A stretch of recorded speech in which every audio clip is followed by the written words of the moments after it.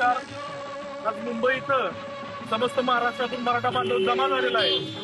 हा मराठा समाज आपल्याला गरज आलेला आहे. कोणीही आपल्या मजेसाठी किंवा फिरण्यासाठी आलेलं नसून आपल्या पुढच्या पिढीच्या भवितव्यासाठी इथं आम्ही जमा झालेलो आहे. आणि आम्ही सरकारला भीक मागत नाही, आमच्या हिश्श्याचं आरक्षण आम्ही मागतोय.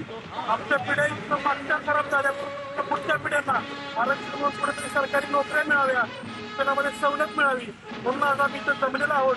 परंतु सरकारनं हॉटेलं बंद केली, शौचालय बंद केली, अशा प्रकारे आंदोलकांना त्रास देण्याचं काम हे सरकार करत आहे. परंतु इथं पनवेल असू द्या, कामोठे असू द्या, मुंबई असू द्या, नवी मुंबई असू द्या, यासारखे जे कार्यकर्ते आहेत ते घरोघरी जाऊन भाकरी गोळा करत आहेत, वर्गणी गोळा करत आहेत. काल रात्री 20,000 रेनकोट या मराठा बांधवांनी इथं वाटलेले आहे. म्हणजे ग्रामीण भागात मराठी येऊन इथं लढतायत, आरक्षणासाठी झटतायत, ते भिजून आहेत. म्हणून 20,000 रेनकोट इथं वाटण्याचं काम या मराठा बांधवांनी केलं आहे. त्या मराठा बांधवांचे बरोबर मनापासून आभार मानतो. त्याचबरोबर आज फेसबुकला बघितलं, बरेच आमचे ओबीसी प्रवर्गातून येणारे मित्र, अगदी आमचे रामभाऊ माळे असतील, ज्ञानेश्वर टाके असतील, यांनी सुद्धा पोस्ट करून सांगितलेलं आहे त्या गरजवंत मराठ्यांना ओबीसीतून आरक्षण द्यावं.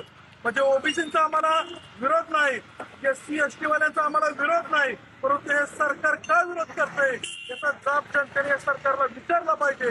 आणि या सरकारने याचं भान राखून येत्या काही दिवसामध्ये आरक्षण देण्याचं काम या मराठ्यांना केलं पाहिजे. नसेल तर तुम्ही आमचा अंत बघताय, परंतु तुमचा अंत लावण्याशिवाय आम्ही मुंबई सोडणार नाही, एवढं ठणकून या निमित्तानं आम्ही सांगतो. जय हिंद, जय महाराष्ट्र. मराठा